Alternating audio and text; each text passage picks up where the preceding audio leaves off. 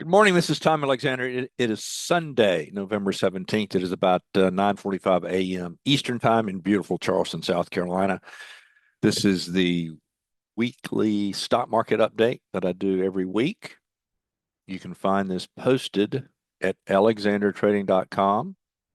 If you find value in this, I would very much appreciate it if you would like and subscribe, make comments. All of these things help drive the algorithm and help me grow the channel, which I'm trying to do.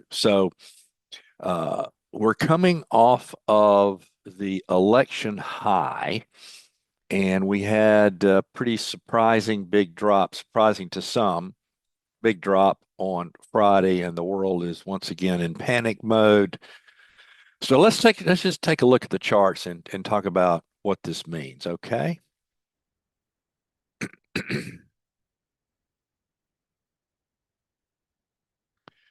Okay, I'm going to go through each of the primary U.S. trading indices one by one. Everything is pretty much in lockstep, and this alone is something that's a little bit unusual for this market, especially over the past year and a half, because the indices have been all over the place.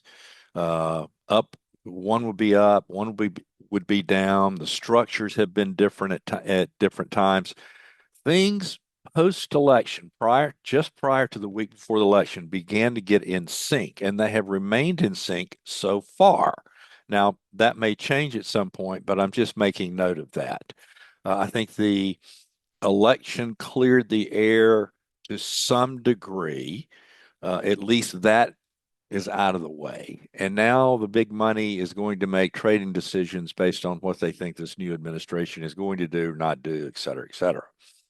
Now, all of that aside, you can't trade that. I think that's, but I do think the uncertainty of the exogenous backdrop in this market now has calmed down a little bit.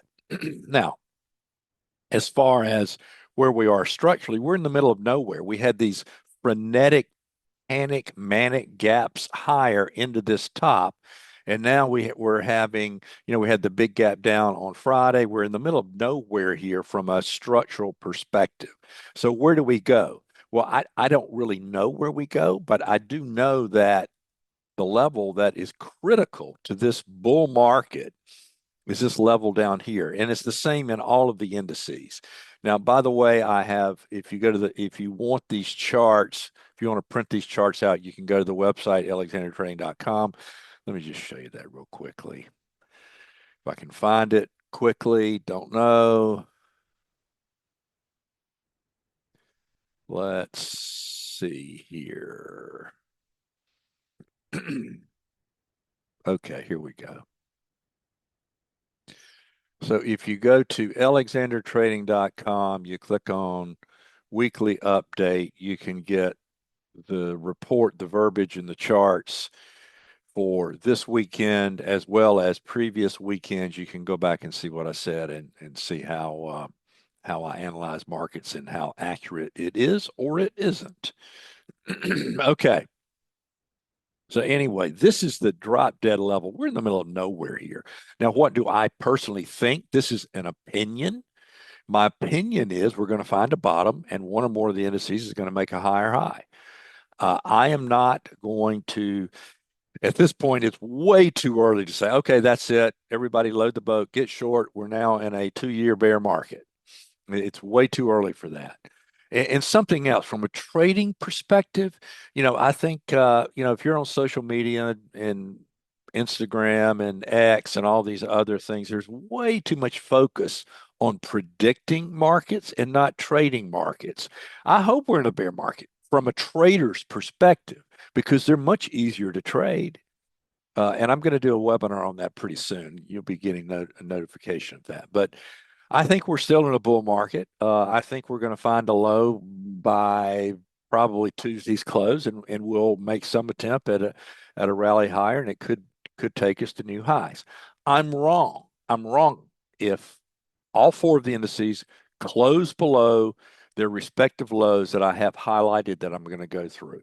Now, as we head into Globex tonight in the futures markets and then the cash session tomorrow, You've got these gaps up and down. Those are levels, closing the gaps, the respective gaps up, closing the gaps, respective down.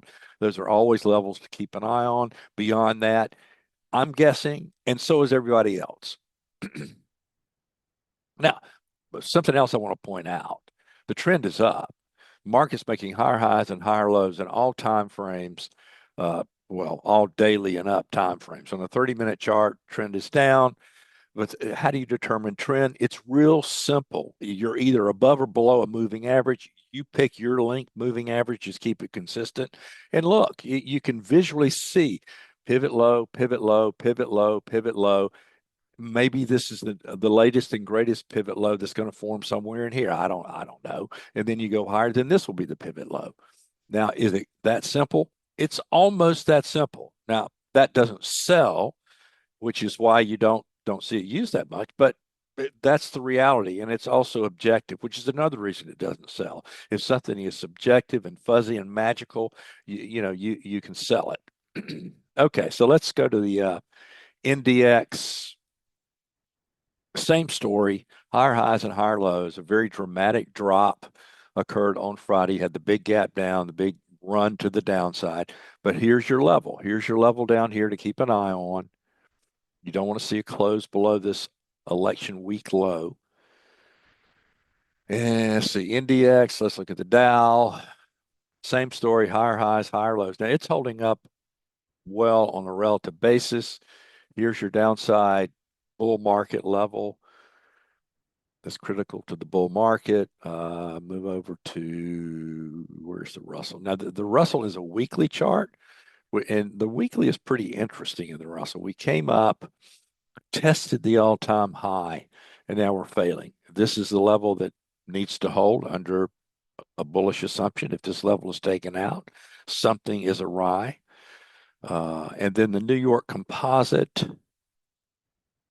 And here's your downside level in the New York Composite. So that's the market structure.